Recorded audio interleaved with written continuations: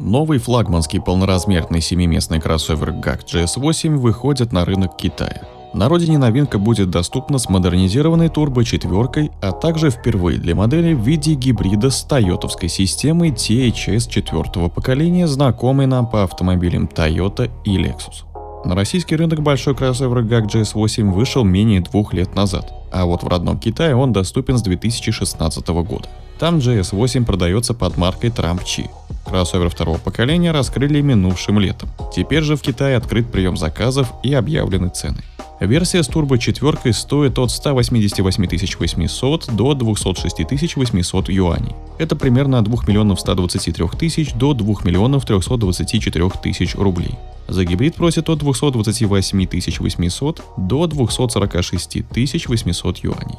Приблизительно от 2 572 000 до 2 774 000 рублей. Новый GS8 сменил старую тележку Fiat, приобретенную концерном еще в 2008 году, на платформу собственной разработки GPMA. Спереди стойки Макферсон, сзади многорычажка.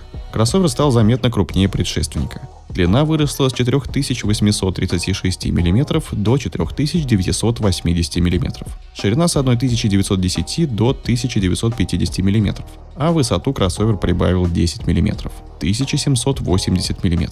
Внешность китайского полноразмерного внедорожника выглядит как смесь Cadillac Escalade, Toyota Land Cruiser 200 и Hyundai Palisade.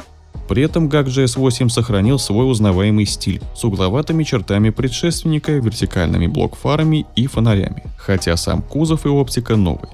Включение фар нового кроссовера превращается в целое световое шоу. На светодиодных секциях есть подвижные заслонки, которые открываются при включении фар, а фонари теперь оснастили динамическим рисунком.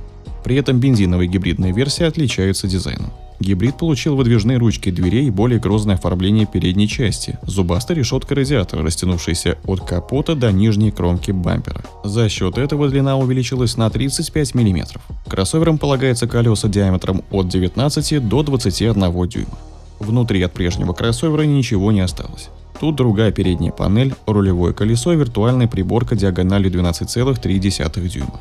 Экран мультимедийной системы теперь возвышается из панели, а не встроен в нее. Кроме того, сам планшет увеличился в размерах – 14,6 дюйма вместо 10 дюймов у предшественника.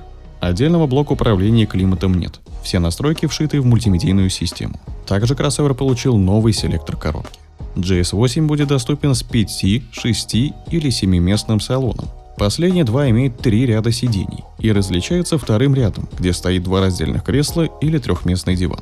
У капитанских сидений спинку можно откинуть на 41 градус назад и принять полулежачее положение. Предыдущий GS8 бывает с салоном на 5 или 7 мест. Еще для нового кроссовера предусмотрен большой проекционный дисплей, автопарковщик, с помощью которого автомобиль можно будет припарковать дистанционно, адаптивный круиз-контроль, с которым автомобиль сможет автоматически менять полосу, шторки безопасности для 3-го ряда и камеры кругового обзора с режимом имитации вида сквозь капот. Базовая версия, как и прежде, имеет бензиновый турбомотор 2 литра TGDI с непосредственным впрыском. Он выдает 252 лошадиные силы, но крутящий момент увеличен с 390 до 400 Нм, а вместо 6-ступенчатого автомата теперь стоит 8-ступенчатый автомат Aisin. Привод передний или полный с электрогидравлической муфтой Borg-Warner на задней оси. Она смыкается на 25% быстрее, чем у прежней модели. Сейчас кроссоверы для рынка России оснащаются таким же 2-литровым двигателем, дефорсированным до 190 лошадиных сил. Гибридный вариант оснащается тем же 2-литровым мотором, но адаптивным для работы по циклу Аткинсона, из-за чего отдача снижена до 190 лошадиных сил и 320 ньютон-метров. А вместо коробки передач стоит электромеханический вариатор THS Toyota Hybrid System 4-го поколения. Все устанавливается легально, и ничего удивительного в этом нет, так как GAC и Toyota давно сотрудничают в Китае и имеют совместное предприятие по производству машин для местного рынка. Передний электромотор развивает 182 лошадиные силы и 270 ньютон-метров. Но работа гибрида устроена так, что электроника плавно варьирует отдачу 2 двигателей, поэтому их показатели не суммируются. Таким образом, пиковая мощность системы составляет 237 лошадиных сил, а крутящий момент 391 ньютон. Также гибриду доступен полный привод EFO. Это отдельный электродвигатель на задней оси мощностью 54 лошадиные силы и 121 ньютон-метров. Емкость тяговой батареи скромная. Она позволяет проехать в электрическом режиме лишь 1-2 километра. Зато GAC обещает гибридному кроссоверу расход топлива 5,3 литра на 100 километров, а разгон до сотни у гибрида занимает 6,9 секунды.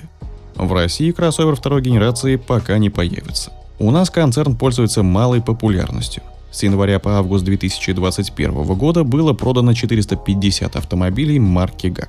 Как вы считаете, GAC GS8 станет достойным конкурентом более авторитетным игрокам в сегменте внедорожников? Поделитесь своим мнением в комментариях.